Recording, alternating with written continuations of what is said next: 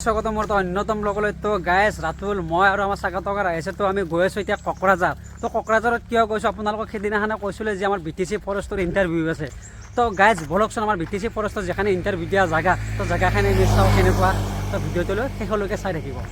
Rangia station আহি পালোঁ তো আমাৰ ৰঙিয়া ষ্টেচনটো কেনেকুৱা তো যাব ওলাইছোঁ কোকৰাঝাৰ তো আমাৰ ৰঙিয়া ষ্টেচনটো আছে ইফালে তো একচুৱেলিটো ৰঙিয়া ষ্টেচন হয় তো ৰঙিয়া জংচন তো যিবোৰ মানে কি ট্ৰেইন ৰখা ঠাই তো সেইবোৰ দেখাছোঁ চাই থাকিব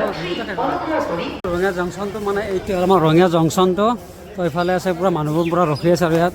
তো ৰাতুল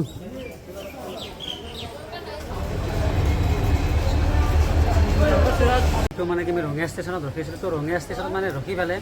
তো কোককল্লা ইফালে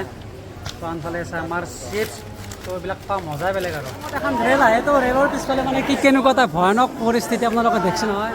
তাৰ বাহিৰত কোকৰাঝাৰৰ মানে কি পাহাৰ যিখন আছে পাহাৰখনৰ ভিউ আপোনালোকক সৌন্দৰ্যটো দেখাই আছে তো চাব পাৰে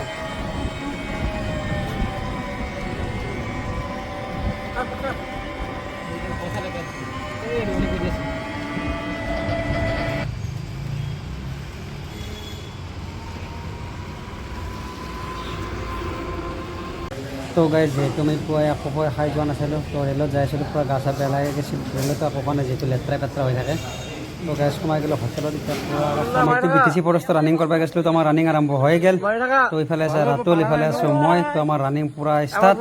তো গাইজ ভিডিঅ'টো আজিলৈকে ইমানেই আছিল সমাপ্ত বাই বাই শ্বেয়াৰ